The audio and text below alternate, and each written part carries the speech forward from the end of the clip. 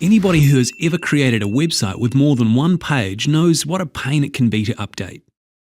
If you want to change the header of your site, for example, you might need to make changes to tens or even hundreds of pages. A long and arduous process. In this lesson, we take a look at simplifying navigation and other things with PHP includes. What are PHP includes? A PHP include is a way of including one PHP file inside another PHP file. This means that you can keep certain parts of your site consistent across multiple pages, as well as only having to update one file to make the change across your entire website. How are these things useful? PHP includes are great for lots of things. All your pages might share a common header, for example. You might have some standard boilerplate text down the bottom of your page that is the same throughout your entire site. You can even use it for your AdSense boxes. Put the AdSense code into a separate file and then just include it in all your pages. For each of these things, if you need to update, for example, the header, all you have to do is edit the one header file, and every PHP file that is automatically including it will also update.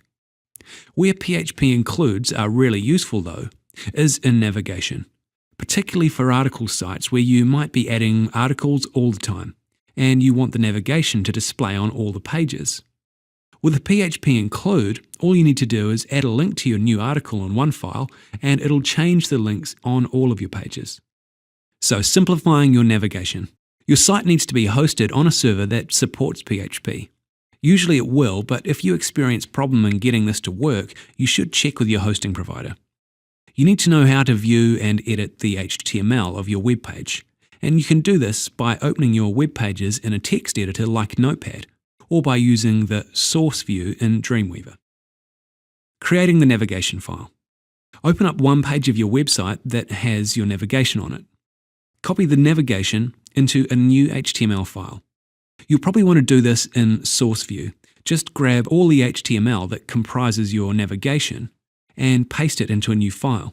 If you're using an HTML editor like Dreamweaver, be sure to delete all the stuff that Dreamweaver puts into a new HTML document by default. This means the HTML head, body tags, etc. i.e., you want a completely blank page before you paste your navigation in. If you've got multiple levels to your website, lots of things in different directories, then make sure that the paths you're using in your links are relevant to the current directory of your page. For instance, if you want to link from a page in your root directory to a page at your site .com/articles/greatarticle.html, delete the domain name part of your address so that it begins with a slash. In this case, your link would look like this. We have to do this because you're including the same file in a bunch of pages that are at different levels of your website. Now, save this new file as navigation.php. To keep it simple, we'll save the file in the same directory as the original file. Step 2. Inserting the navigation into your page. Okay, because you now have all this info in a separate file, you can delete the navigation from your first file. Be sure to only delete the stuff that you have duplicated in the second file, though. Now, where the original code was, write this. And save your original page as index.php. Now this is important. Unless you do some fiddling in your htaccess file on your server, which is beyond the scope of this lesson, you'll have to save your pages as .php before they'll actually work. Step 3. Upload and testing your page. You probably won't be able to preview the page on your computer because it needs the PHP power of your web server to make it work. Sometimes Dreamweaver can do it, but you're often better off just uploading the page and seeing if it works. Be sure to upload both files and double check that you don't overwrite anything on your website, just in case it doesn't work. If everything has gone well, your page should look exactly the same as it did before, so it's probably not going to be impressive. However, the point is that your navigation is now being controlled from one file. Step 4. Inserting the include into all your other pages. Now you can go through and delete the navigation from your other pages and insert the PHP code in its place.